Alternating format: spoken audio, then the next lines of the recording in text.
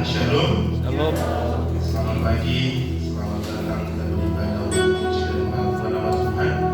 Kami mengundang semua orang yang berdiri, mari kita akan memuji Dia, kita akan menyanyikan Dia, kita akan menyenangkan Dia. Kita mempersiapkan hati kita mau mengatakan Tuhan, Kau sungguh baik buat kami, Kau sungguh luar biasa buat kami, buat sepanjang minggu ini ya Tuhan.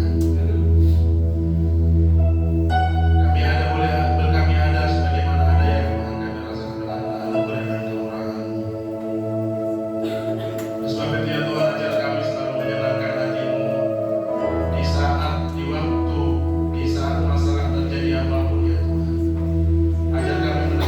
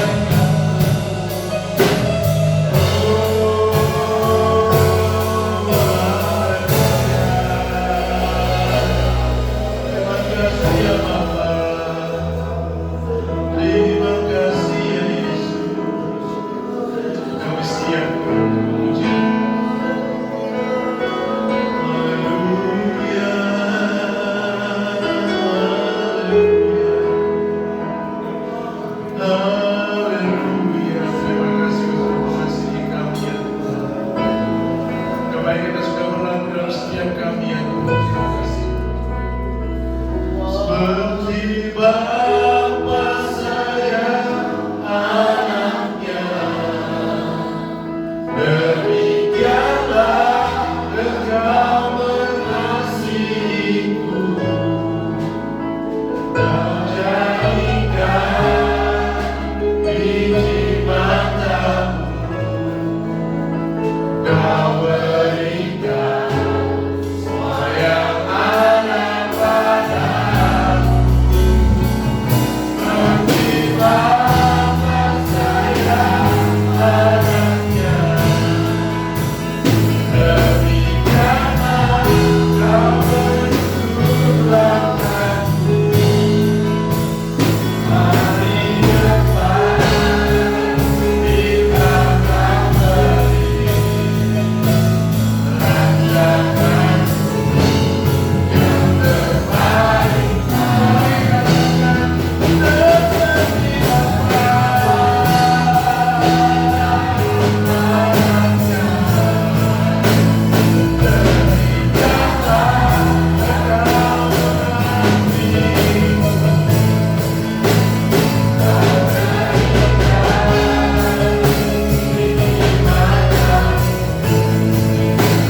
Kau beri rancangan yang terbaik.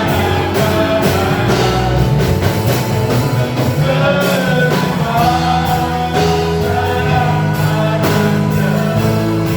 anaknya, demikianlah Engkau mengasihiku.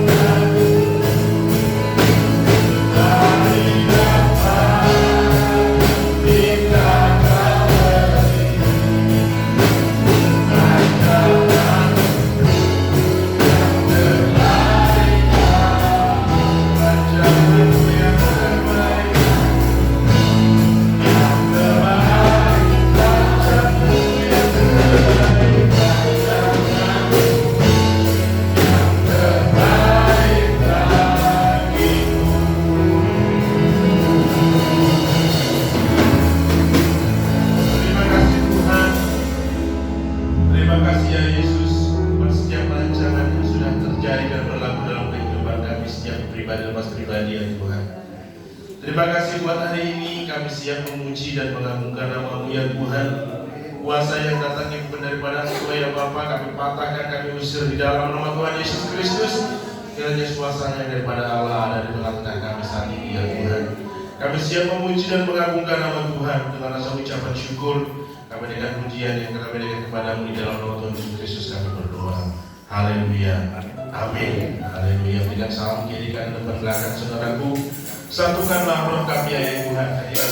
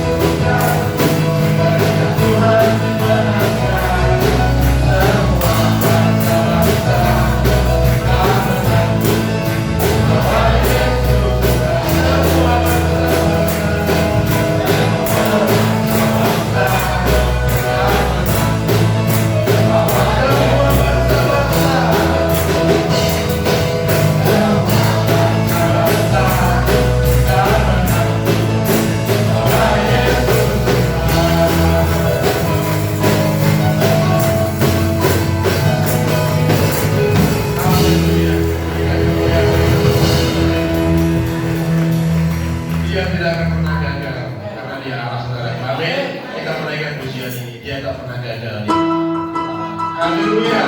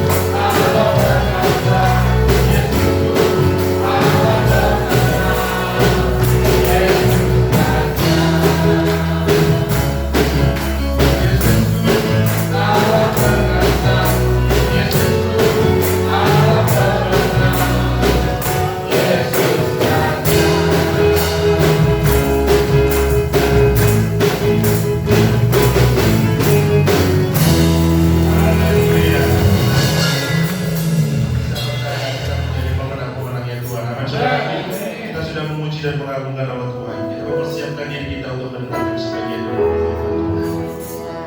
Kita siapkan hati kita, siapkan hati kita supaya firman Tuhan yang ditaburkan oleh hamba-Nya boleh tertanam di dalam hati kita yang paling subur dan boleh menjadi berbuah tumbuh untuk kemuliaan bagi nama Tuhan. Terima kasih ya Tuhan buat pujian sudah kami naikkan kepada-Mu. Kami siap mendengarkan firman-Mu ya Tuhan. Menjadi ya Tuhan solusi per setiap permasalahan kami, menjadi kesembuhan per setiap penyakit-penyakit kami ya Tuhan. Terima kasih ya Bapak. Saat keadaan sekeliling kami mungkin terlalu sulit ya Tuhan, tetapi jika mau bersama-sama dengan kami, Tuhan akan selalu ya Tuhan memberikan kekuatan kepada kami. Kita memberikan pujian ini saudara, doa mengubah segala sesuatu.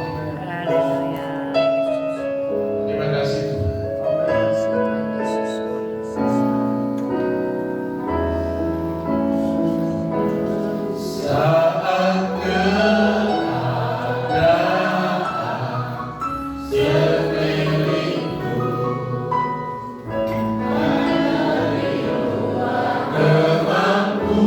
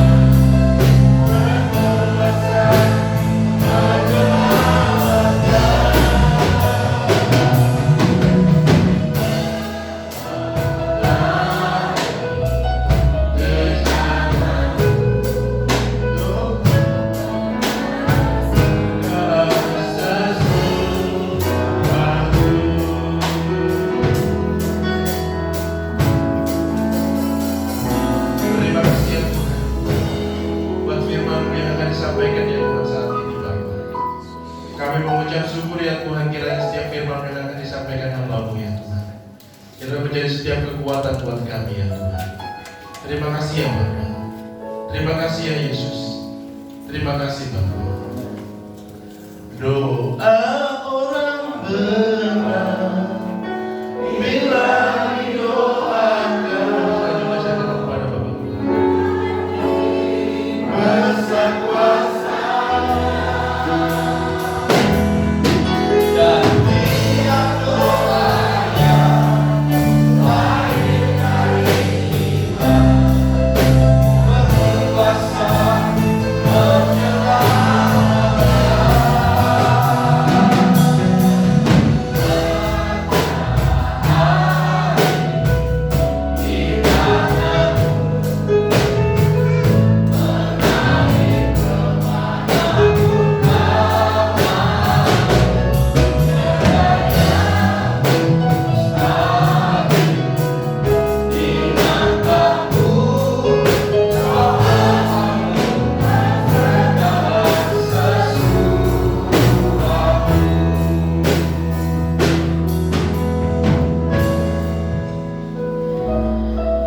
Kami akan mendengar berita firman Allah pagi hari ini. Roh Kudus, berikanlah kepada kami hati yang mengasihi Engkau, sehingga setiap berita firman Allah yang disampaikan kepada kami membuat kami berubah dari cara pandang kami yang lama kepada cara pandang yang baru seperti yang firman Tuhan sampaikan kepada kami. Pagi hari ini pakailah hamba-Mu untuk menyampaikan berita firman Allah, dan kuasailah setiap hati dan pendengaran kami. Terlebih ruangan di mana kami ada ini, semuanya ada dalam kendali dan kuasa Tuhan dinyatakan bagi kami. Kami siap diberkati oleh firman-Mu di dalam dan demi nama Yesus. Setiap kita yang siap diberkati bersama katakan amin. Amin. Silakan duduk Bapak Ibu Saudara sekalian. Salam. Sekali lagi salam. Baik, puji Tuhan.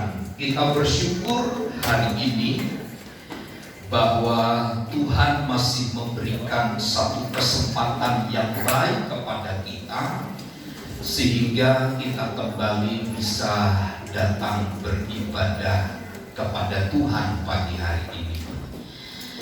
Di dalam Injil Matius pasal yang ke-16, kita akan membahas tentang ragi orang Farisi dan Saduki yang tercatat di dalam ayat 5 sampai ayat yang ke-12 di dalam Injil Matius 16.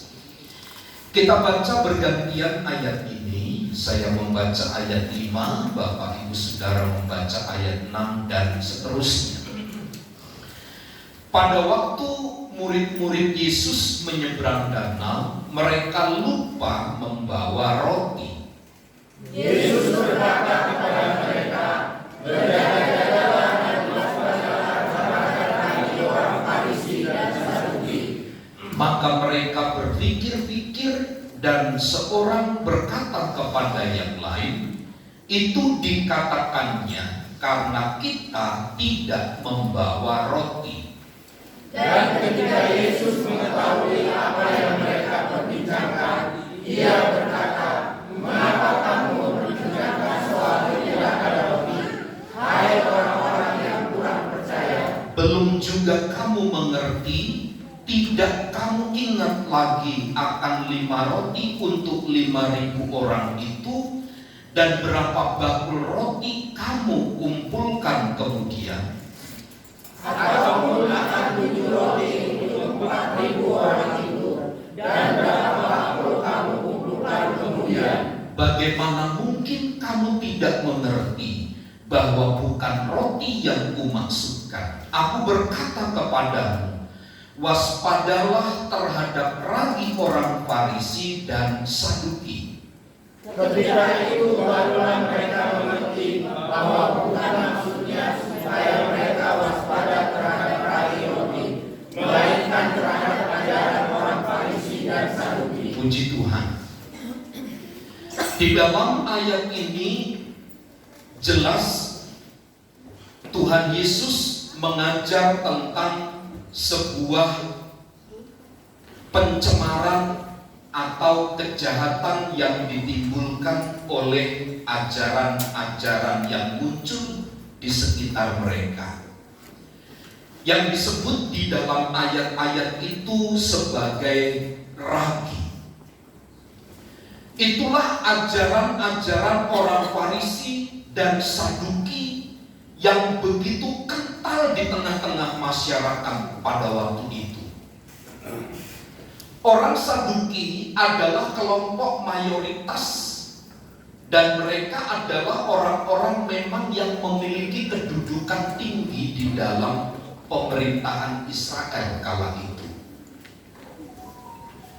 Mereka mempergunakan segala macam kekuasaan hanya untuk kepentingan mereka sendiri. Bahkan lebih dari itu, kekuasaan yang mereka dapat itu adalah dalam rangka untuk mengais sebanyak-banyaknya keuntungan. Sehingga orang-orang Saduki itu mudah dan gampang sekali mempengaruhi orang-orang yang ada di sekitar. Termasuk kala itu orang-orang yang percaya kepada Tuhan. Mereka tidak lagi mempercayai dan mengandalkan Tuhan. Mereka tidak lagi berharap sepenuhnya kepada Allah, karena mereka memang memiliki kekuasaan untuk mengatur. Mereka memiliki kapasitas untuk mengubah hidup seseorang, karena mereka adalah orang-orang yang berkuasa. Kalau saya katakan orang-orang Saduki itu, kalau lembaga di Indonesia itu adalah DPR. Mereka yang punya kekuasaan bisa mengubah hukum yang berlaku. Sementara orang-orang Farisi ini, mereka adalah orang-orang yang terlibat di dalam pelayanan. Mereka orang yang fasih terhadap hukum-hukum Taurat. Tetapi mereka hanya sekedar fasih dan mengerti. Tetapi mereka tidak mampu, tidak punya daya, tidak punya kekuatan untuk melakukan apa yang mereka mengerti dari firman Allah itu. Orang Farisi adalah orang-orang kelompok pandai. Dan kalau kita melihat perjalanan-perjalanan di dalam catatan ayat-ayat Alkitab ini, begitu besar dampak dan pengaruh kedua komunitas, kedua kelompok ini terhadap perkembangan gereja, anak-anak Tuhan kala itu. Sebab apa? Anak-anak Tuhan tidak menyadari bahwa konsep cara berpikir orang-orang Farisi dan Saduki ini begitu jahat, begitu membuat sederhananya gampang membuat orang berubah dari jalan Tuhan. Bapak Ibu Saudara, bagi anak-anak Tuhan kala itu, ajaran orang Farisi dan Saduki itu remeh-temeh. Kelihatannya sederhana, tetapi justru yang kelihatan remeh-temeh itu secara teratur sedang mengarahkan mereka, menjauhkan mereka dari Tuhan. Kemarin saya ke Manado 5 hari. Karena kita dengar dari tempat ini Manado itu adalah pusat gereja, termasuk juga pusat gereja setan. Katanya kan begitu. Saya datang ke Brunas Kristennya di kota Manado. Ibu, apakah benar ada rumor seperti di daerah Jawa bahwa Manado itu pusat gereja setan dan pusat gereja yang benar. Ibu Pemimas katakan justru di Manado kami tidak mendengar ada berita gereja setan, Pak. Saya tidak tahu, karena saya Pemimas Kristen di sini, saya tidak tahu ada gereja seperti itu. Tetapi yang jelas beberapa hari yang lalu dia sampaikan begitu. Ada satu ajaran baru yang masuk di daerah itu. Saya tanya seperti apa, Bu? Ajarannya itu begini. Jemaat Tuhan di rumah disuruh menyembah anak-anak atau istri atau pendeta dari gembala sidang itu. Jadi sebelum datang ke gereja, mereka harus mengadakan ritual untuk menyembah anak-anak hamba Tuhan. Kalau Bapak Ibu Saudara di rumah saya suruh menyembah anak, istri dan saya, jangan pergi ke gereja ini. Itu satu aliran yang menyesatkan. Yang disembah itu hanya Tuhan saja. Jangan saya, jangan istri, jangan anak-anak, jangan para pendeta muda, jangan hamba-hamba Tuhan di tempat ini, tapi Tuhan saja. Kelihatannya sederhana ajaran itu, hanya mempergunakan tangan lalu sujud melihat foto itu. Tapi tahukah Bapak Ibu Saudara, justru dari hal yang sederhana inilah orang akan dibawa, diarahkan perhatiannya bukan kepada Tuhan, tetapi kepada manusia. Sama seperti orang-orang Saduki. Mereka tidak memerlukan Tuhan, sebab bagi mereka cukup pengertian mereka untuk mengajar hidup mereka sendiri kepada sebuah jalan kebenaran menurut mereka sendiri. Inilah yang membahayakan. Kalau anak-anak Tuhan masa dan kala itu menghadapi penindasan, menghadapi orang-orang yang jahat, mereka cukup mampu menghadapi itu semua. Tetapi kalau menghadapi ajaran-ajaran orang Farisi dan Saduki ini, mereka tidak memiliki kekuatan. Sebab apa? Kelihatan di luarnya mereka hidup saleh. Kelihatan di luar mereka hidup benar, mempraktekkan nilai-nilai kebenaran.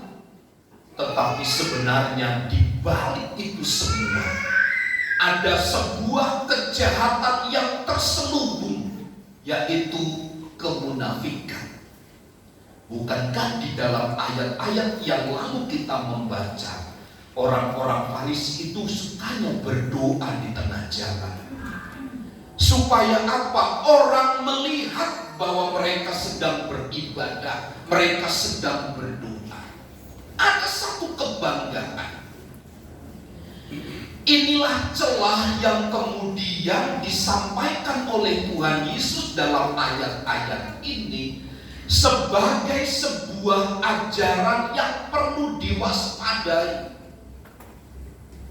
Kenapa? Karena lambat laun mereka akan diarahkan untuk bersandar kepada diri sendiri dan menyangkal keterlibatan Tuhan. Saya tidak akan pernah berhenti untuk menceritakan kesaksian hidup ketika saya mengendarai mobil lalu menabrak kambing di Serang. Mami mertua duduk di tengah. Ada satu pengerja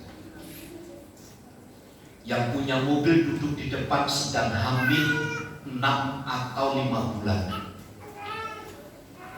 Dalam kecepatan 120 di depan itu ada kambing, karena akan ditabrak kontainer dari sebelah kiri, dia loncat ke kanan jalur saya.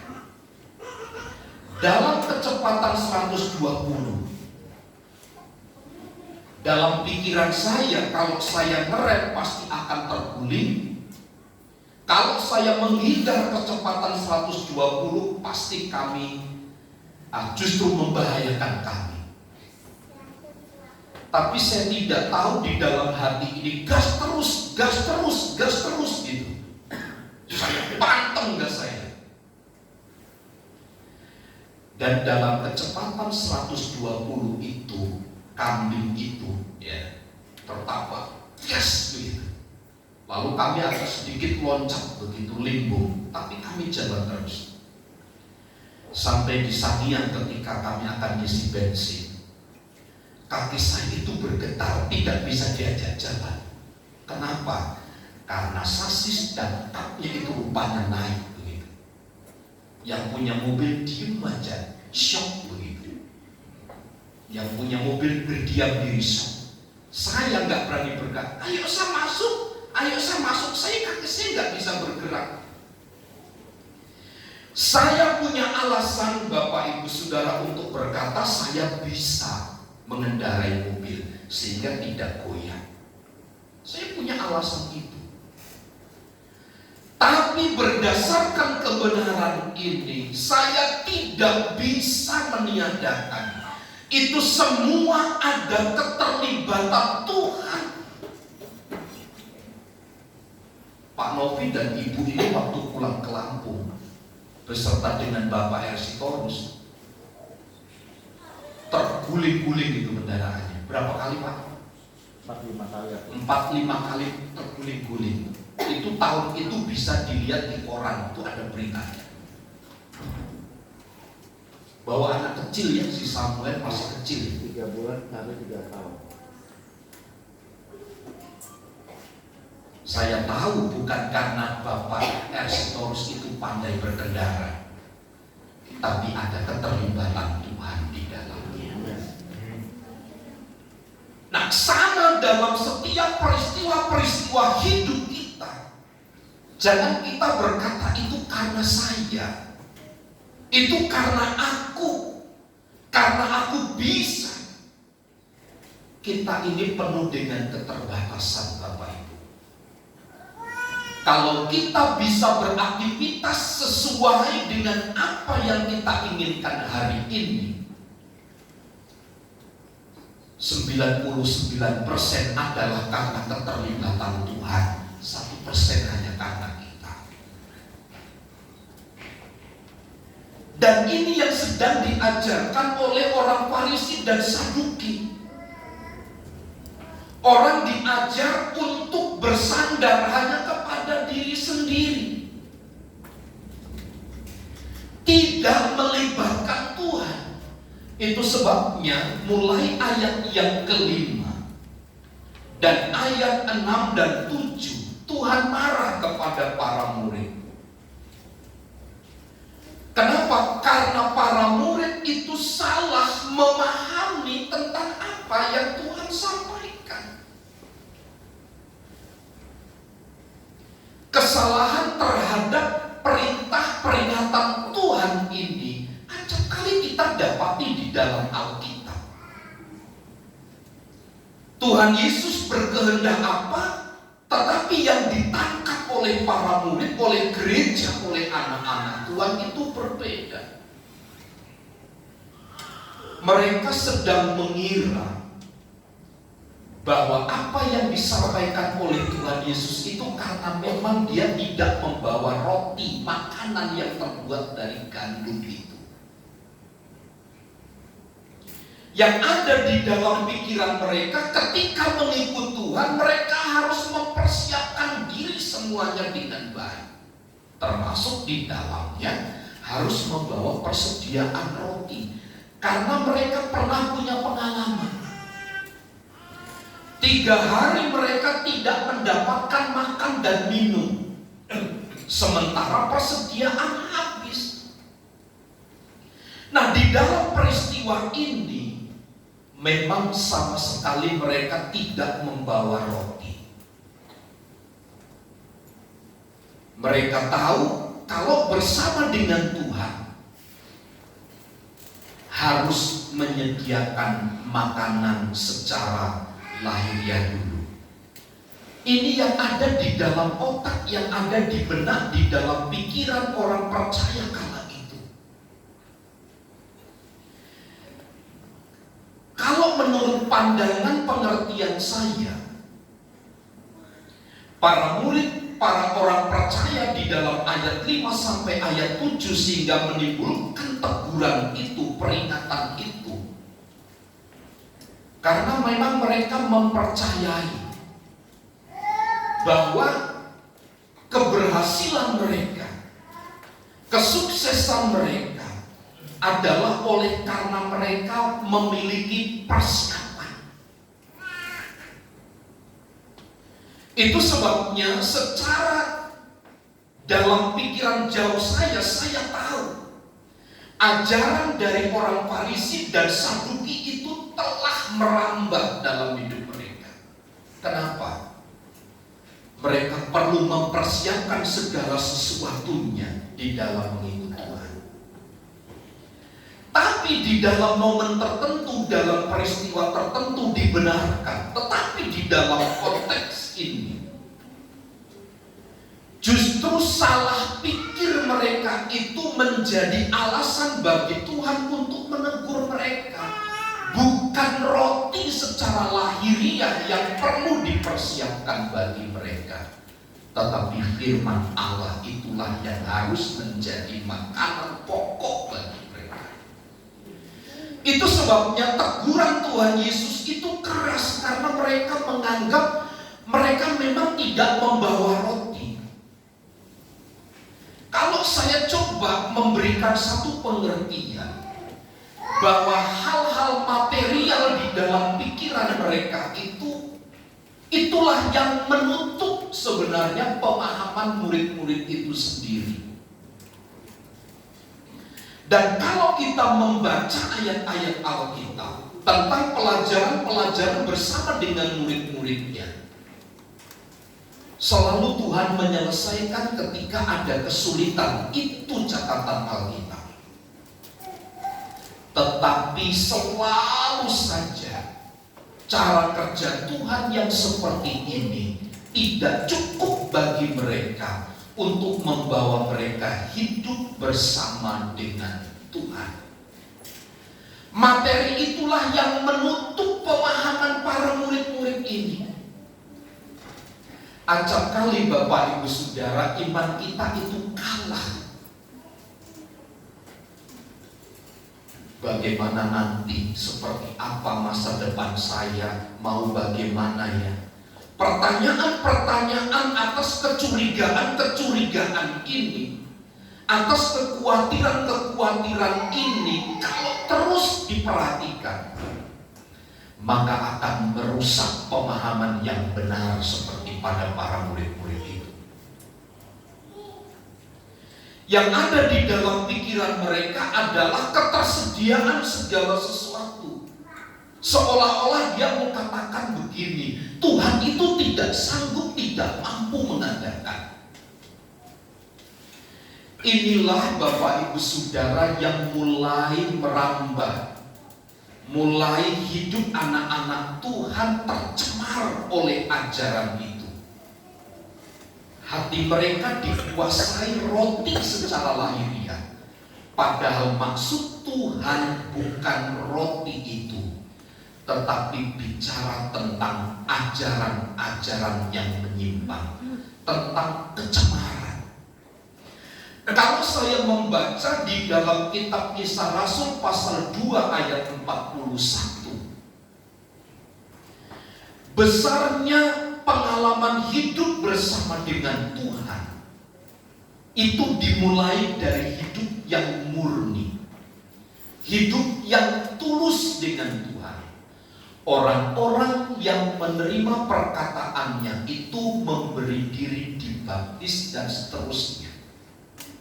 Perkataan apa yang dimaksud dalam ayat ini? Tentu ayat sebelumnya tentang Petrus berkhotbah. Isi khotbahnya adalah tentang Yesus dan karyanya dan kematian serta kebangkitannya yang diperuntukkan bagi orang-orang yang percaya.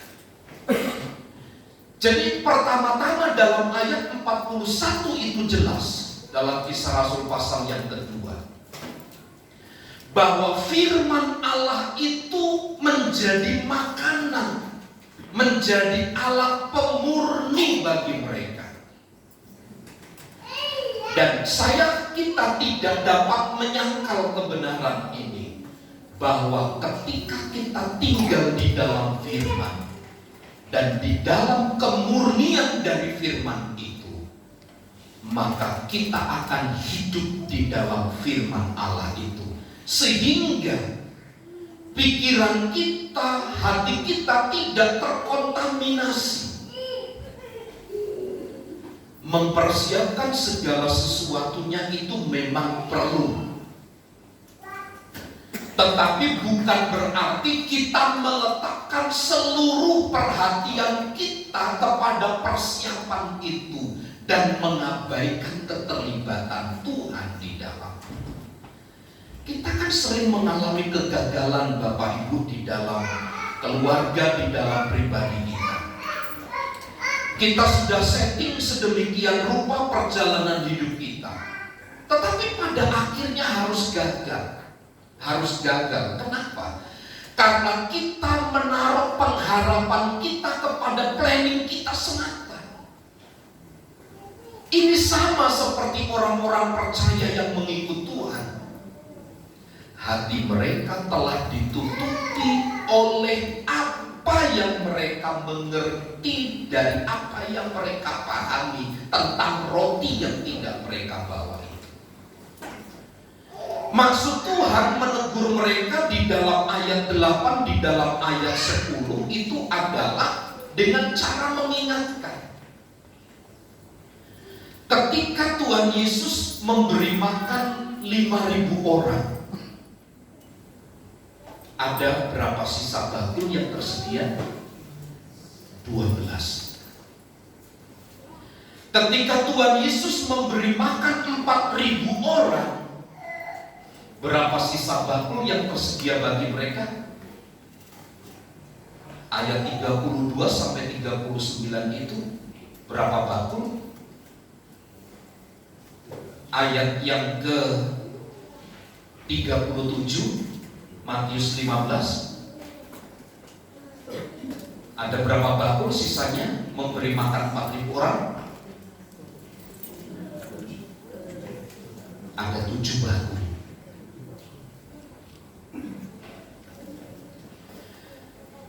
Kenapa Tuhan Yesus mengingatkan hal ini kepada mereka? Agar mereka belajar untuk bergantung sepenuhnya kepada Tuhan, bukan bergantung kepada perbekalan makanan yang mereka persiapkan.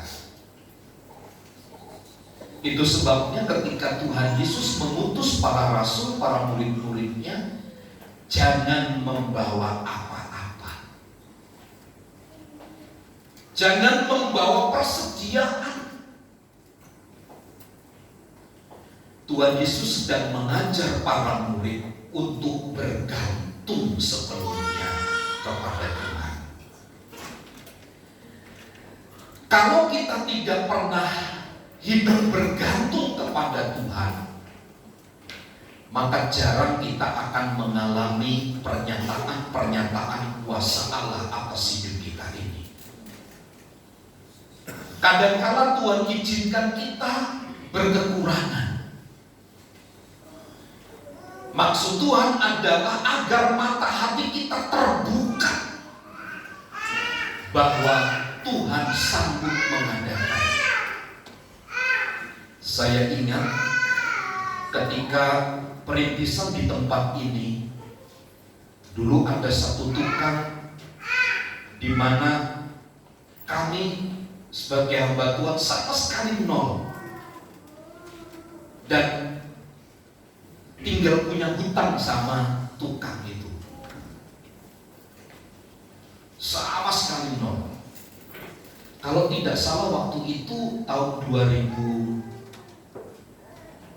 2008 itu saya punya utang itu 500.000. Saya berdoa dengan istri, Tuhan ini uang sudah gak ada, bagaimana caranya gitu. Pagi-pagi ada seorang anak Tuhan yang saya tidak konfirmasi, dia datang ke tempat ini, dia bilang begini, Pak Pendeta, ada apa sih gitu? Kenapa saya kok disuruh ke sini sepertinya gitu? Dia datang dari kota Bumi hanya menyerahkan amplop gitu. Inilah saya pulang, katanya begitu.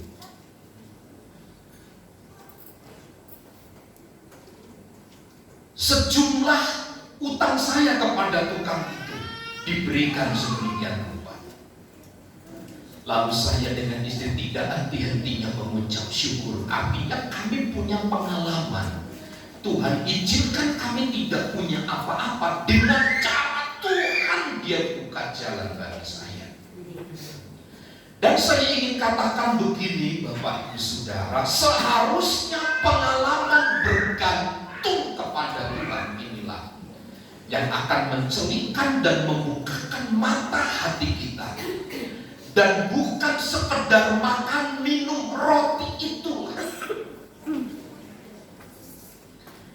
Kalau di Manado itu kan, kalau berkunjung ke rumahnya itu harus makan, wajib makan.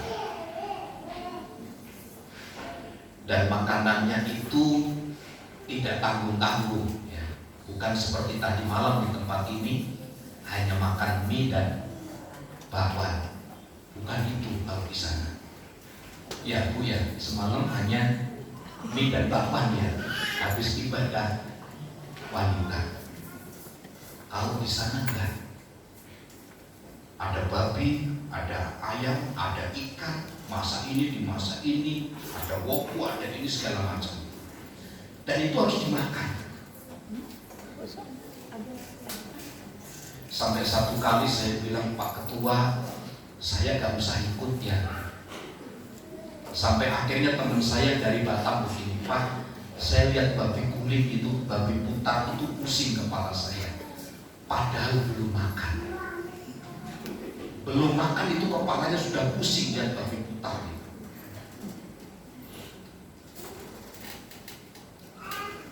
Kadang-kadang Bapak Ibu Saudara, Tuhan izinkan kita dalam kelimpahan. Tapi dalam kelimpahan jangan melupakan kekurangan. Karena menurut saya, di dalam kelimpahan dan kekurangan itu ada saling keterkaitan satu dengan yang lain. Itulah sebabnya kalau Tuhan izinkan kepada kita sedang ada dalam kesulitan, bergantunglah hanya kepada Tuhan. Jangan bergantung kepada perbekalan yang engkau punya atau kita miliki hari ini. Bergantunglah kepada Tuhan. Yang selanjutnya, kenapa Tuhan Yesus menegur mereka? Karena Tuhan Yesus tidak menyukai kekhawatiran murid-murid bersama dengan Tuhan. Bersama dengan Tuhan yang sanggup mengadakan itu, mereka saja masih khawatir tentang makan dan minum. Dan Tuhan harus mengingatkan, ingat saya pernah memberi makan kamu 5.000. Pernah memberi makan kepada orang yang lapar 4.000. Semua ada sisanya. Masih bersama dengan Tuhan yang sama dalam momen yang berbeda. Mereka sudah lupa terhadap perbuatan-perbuatan Allah sebelumnya. Kalau kita mengingat pernah ditolong oleh Tuhan, kiranya pertolongan Tuhan itu menjadi pengingat bagi kita untuk waspada, jangan khawatir, jangan ragu, jangan takut terhadap apa yang akan kita hadapi di depan. Percayalah Tuhan yang menyediakan bagi kita. hidup kita itu sudah digaransi oleh Tuhan dengan kematiannya di atas kayu salib. Jangan hanya dengan makan, minum, pakai lalu mengubahkan cara pandang kita. Ingat, yang Tuhan inginkan adalah bergantung sepenuhnya hanya kepada Dia. Dan kalau kita bergantung sepenuhnya kepada Tuhan, kita tidak mungkin akan khawatir lagi. Kita tidak akan pernah melupakan perbuatan-perbuatan Allah sebelumnya atas hidup kita ini. Tapi itu akan menjadi alarm, pengingat bagi kita bahwa Tuhan sanggup melakukan segala sesuatu kepada kita. Ajaran orang Farisi dan Saduki, ajaran yang begitu menyesatkan, mengajak anak-anak Tuhan hanya bersandar kepada diri sendiri dan menyangkal keterlibatan Tuhan. Tetapi Tuhan mengajar kepada kita pagi hari ini, mari kita bergantung sepenuhnya kepada Tuhan. Apa yang Tuhan tidak bisa buat atas masalah, atas kesulitan hidup kita? Sakit, Tuhan pasti tolong sembuhkan kita. Kita membutuhkan sesuatu, percaya Tuhan sanggup.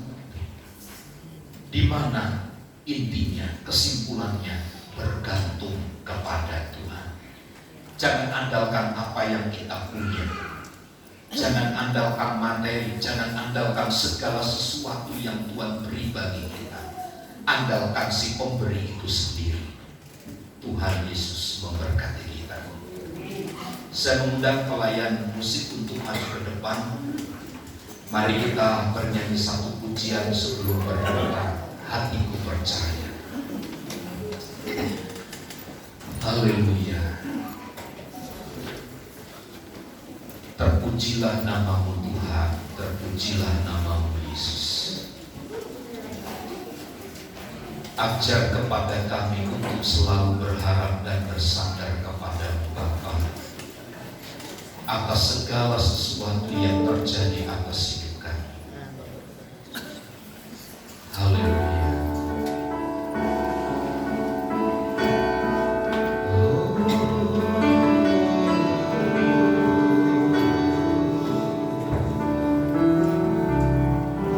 Hatiku percaya.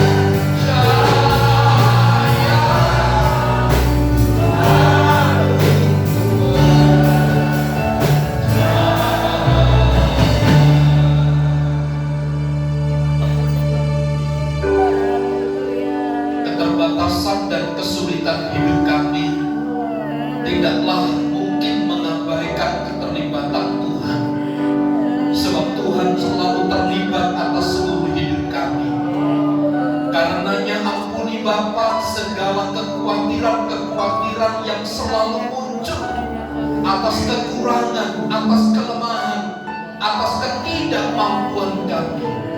Ampuni kami atas ketidakpercayaan kami terhadap ketersediaan yang dari Tuhan.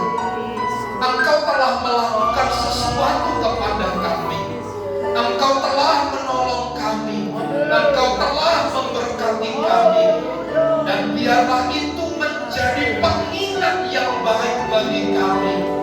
Manakala kami mengalami kesukaran, manakala kami mengalami kesulitan, tangan Tuhan yang pernah berkuasa menolong kami itu, yang juga akan menolong dan menyelamatkan kami.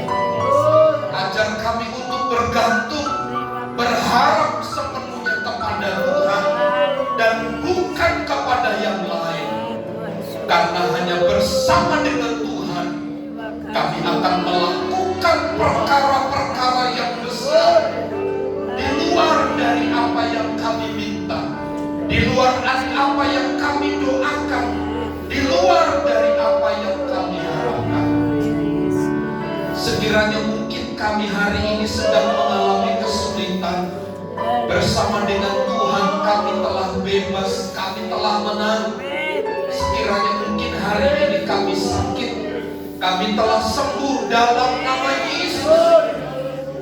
Kuatkan teguhkan kami dalam kami mengalami kesukaran-kesukaran kehidupan kami, agar kami tetap bertahan di dalam Tuhan untuk sepenuhnya bergantung kepada Tuhan dan firman-Nya. Terima kasih Tuhan, terima kasih. Kami terima firman-Mu dengan hati bersyukur.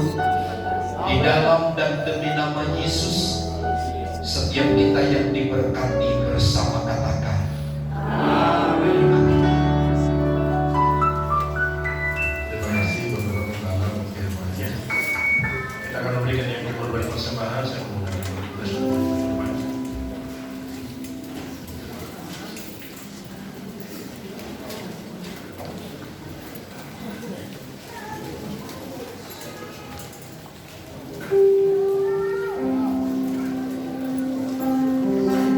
Mari kita bersatu dan berdoa. Mengucap syukur buat berkat materi yang sudah Tuhan berikan kepada saudara kami. Tiba saatnya kami memberikan sebagian kecil daripada berkat yang sudah Tuhan berikan kepada kami ya Tuhan. Dan Engkau menyucikan setiap pemberian kami dan kuasa firman-Mu kiranya menjadi berkat buat gereja, buat pelayanan di tempat ini ya Tuhan. Dan hanya nama Tuhan dipuji dan dipermuliakan. Terima kasih ya Tuhan, kami siap memberi dengan rasa ucapan syukur dalam nama Tuhan Yesus Kristus. Syukur kepada Bapa.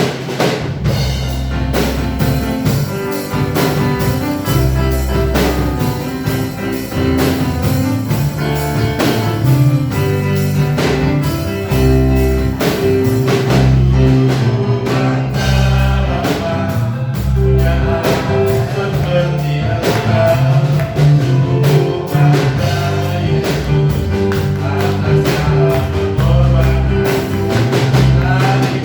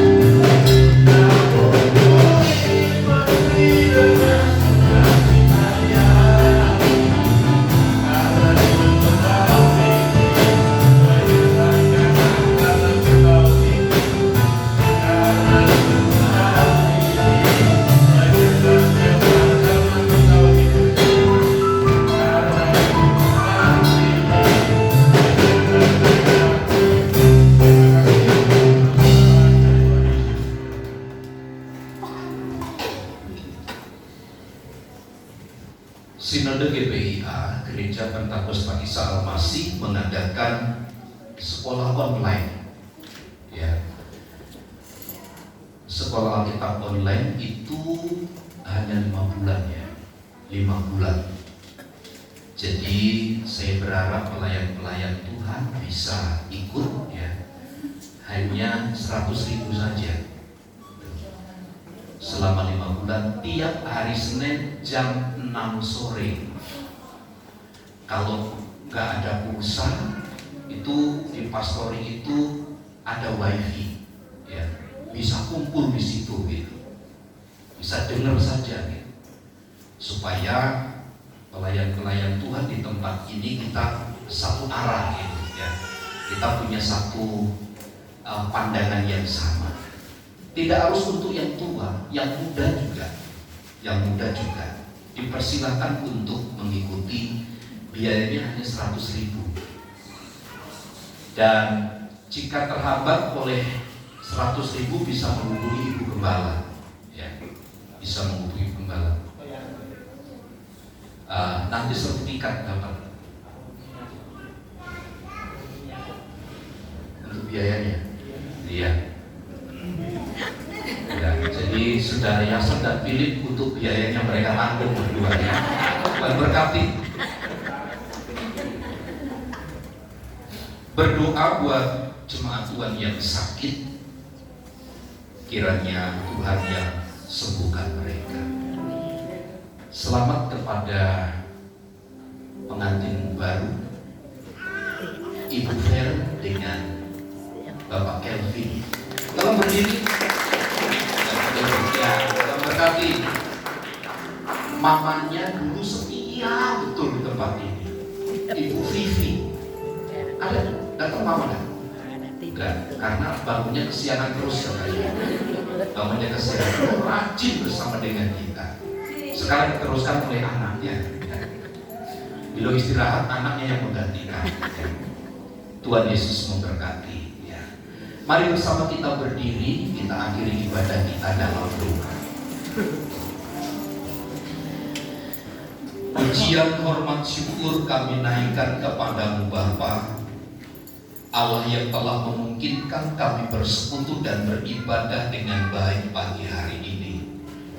Kiranya perbuatan bakti kami ini melalui pujian dan penyembahan kami, melalui perenungan-perenungan firman Allah, kami semakin mengasihi Engkau dan memuliakan nama-Mu.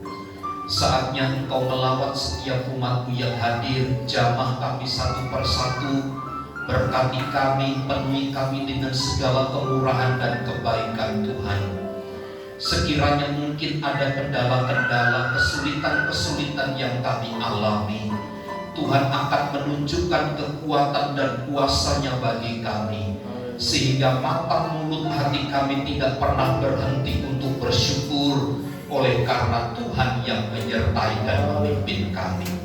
Berkati seluruh jemaat Tuhan, baik pekerjaan, usaha, kegiatan, aktivitas mereka.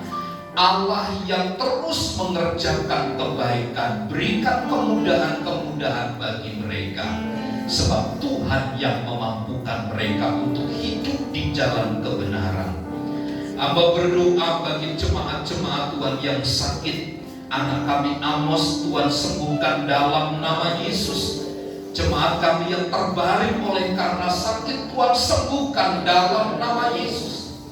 Hamba berdoa bagi Bapak Daniel Stephen yang bertugas di Papua hari ini. Tuhan berikan hikmat, pertolongan, perlindungan Tuhan, sehingga semua tugas yang dipercayakan dapat dikerjakan dengan baik. Roh takut akan Tuhan, hikmat dari sorga menyertai hidupnya. Berkati seluruh jemaat-Mu yang hadir pagi hari ini. Lawatan dan kuasa Tuhan dinyatakan bagi kami. Setiap persembahan-persembahan yang telah kami persembahkan untuk Tuhan, terimalah sebagai korban yang menyenangkan dan menyukakan hati Tuhan, sebab kami memberi dengan ketulusan hati kami. Di dalam nama Yesus, berkati bangsa dan negara kami, berkati gereja-gereja Tuhan dimanapun berada. hamba-hamba Tuhan yang melayani Tuhan berkati gerejamu di tempat ini. Rencana kami untuk memperluas ruangan ibadah ini, Tuhan yang menyediakan semua kepada kami. Kemuliaan dan hormat bagi Tuhan. Di dalam nama Yesus kami berdoa. Mari saudaraku, angkat tanganmu dan terimalah berkat Tuhan. Tuhan memberkati dan melindungi engkau. Tuhan menyinari engkau dengan wajah-Nya dan memberi engkau kasih karunia. Tuhan menghadapkan wajah-Nya kepadamu dan memberi engkau damai sejahtera. Kiranya kasih karunia Tuhan Yesus Kristus dan kasih Allah serta persekutuan Roh Kudus menyertai kita sekalian saat ini dan sampai selama-lamanya. Kami terima segala berkat Tuhan di dalam nama Tuhan Yesus Kristus. Kita semua yang percaya dan diberkati bersama katakan amin.